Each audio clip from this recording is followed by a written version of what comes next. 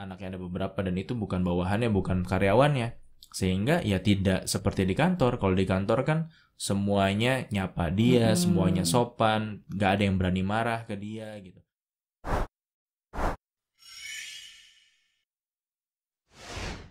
Ketemu lagi di Ngeteh Bareng Suami. Topik kali ini adalah tentang alasan kalau misalnya suami gak betah di rumah. Nah karena di sebelah aku udah ada suami nih, langsung aja tanya ya. Sebagai suami nih, pernah gak kamu gak betah di rumah? Terus kira-kira alasannya apa sih?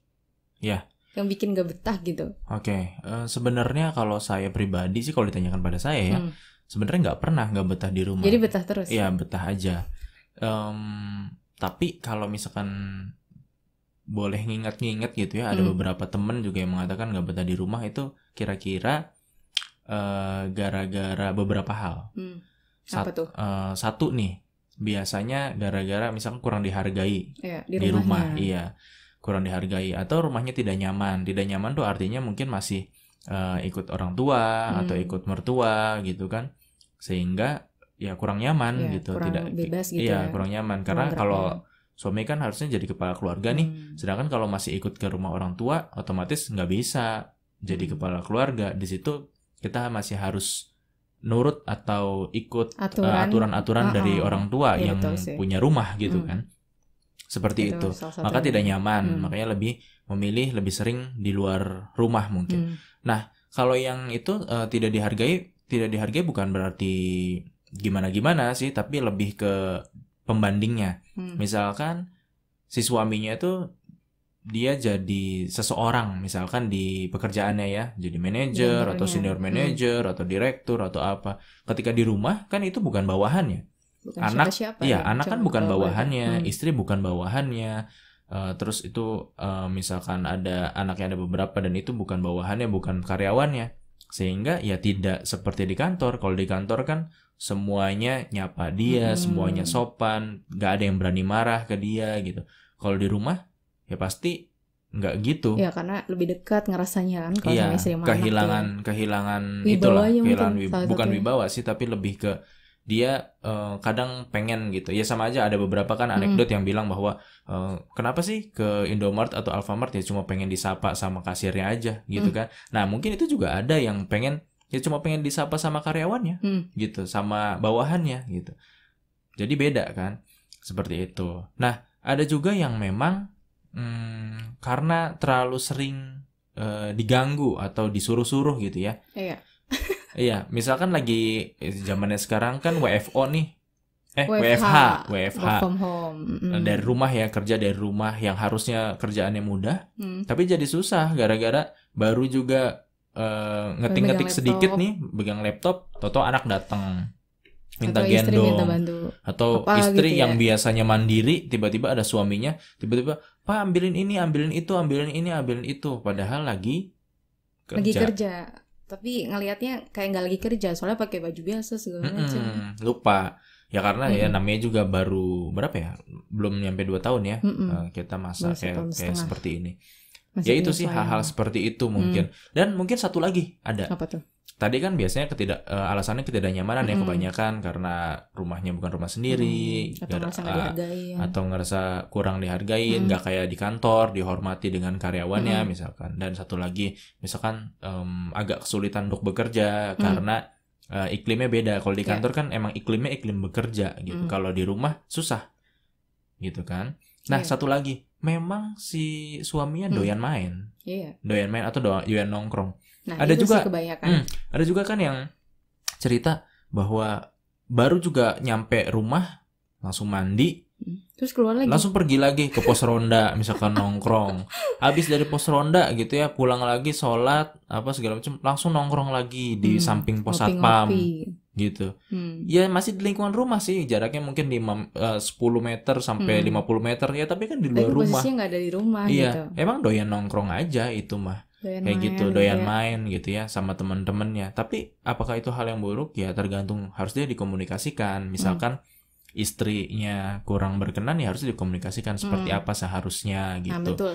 Karena jangan sampai jadi rumah cuma tempat untuk singgah doang atau gitu tempat kan. untuk tidur istirahat doang. Iya, gitu jadi ya mungkin itu kayaknya istri juga harus melihat juga kenapa sih dia lebih suka nongkrong di pos ronda atau lebih suka nongkrong di pos satpam. Ya mungkin bareng teman-temannya sih masih mending sebenarnya. Nah, ini kalau misalnya bareng kakek-kakek gitu, main catur, main gaple. Anak muda bareng. Ada kalau nongkrongnya di pos ronda.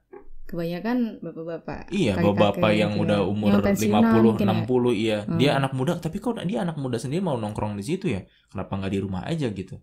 Kan bisa jadi seperti itu. Ya mungkin dia senang bergaul sama bapak-bapak atau sama kakek-kakek gitu kan. Itu nggak ada masalah. Nah, bisa juga kebiasaan ngerokok dan lain-lain tuh. Makanya mungkin dia ngambil tempat-tempat outdoor termasuk pos ronda. Kan nggak mungkin kalau di dalam rumah kan nggak mungkin. Biasa istrinya juga bawel, apalagi punya anak kecil. Ya, seperti itu. Ya makanya yang paling penting sih kayaknya dikomunikasikan sih. Yang penting biar suaminya tetap enjoy juga, tapi di rumah juga tetap keurus juga gitu loh. Ya mungkin harus bagi mungkin setengah-setengah atau gimana gitu. Pokoknya ngatur waktu sih ya, jangan seharian di luar terus. Ya kesel juga sih istri. Nah terus katanya nih ada yang bilang suami nggak betah tuh salah satunya karena istrinya dasteran mulu di rumahnya gitu. Jadi kan ya gimana sih ngelihat cewek dasteran di rumah, sedangkan kalau di luar tuh banyak perempuan yang pakaiannya rapi-rapi gitu kan, yang kerja segala macam. Dan juga tadi banyak tuntutan atau banyak nyuruh-nyuruh gara-gara suaminya WFH gitu. Makanya WFH juga kadang ada cowok-cowok suami-suami yang tetap lebih cabut. milih, ya itu dia, lebih milih kafe atau apapun itu untuk kerjaannya karena ya terganggu di rumah. Nah itu benar ya berarti? Enggak, sebenarnya gini ya, tadi kalau kerjaannya deadline-nya padet ya, diburu-buru. Daripada nggak bisa ngerjain kalau di rumah ya cabut aja kemana kayak gitu. Tapi kalau ya lagi masa sekarang yang restoran juga tutup, itu kan mau nggak mau nggak bisa tuh. Nah kalau soal yang istri pakaiannya tidak proper kalau di rumah, kalau menurut saya sih sebenarnya tidak pernah terganggu sih soal itu ya, nggak ada masalah. Tapi mungkin ada teman-teman juga yang terganggu gitu. Harusnya istri pakaiannya lebih proper kalau di rumah ya. Ya tinggal dikomunikasikan lagi sebenarnya. Jadi gimana caranya bahwa istri kan pasti pakai baju rumah itu daster gitu kan pasti lebih nyaman tuh. Kalau pakai baju-baju yang bukan daster kan lebih kadang panas ribet ribet atau segala macam, harus dandan ribet gitu.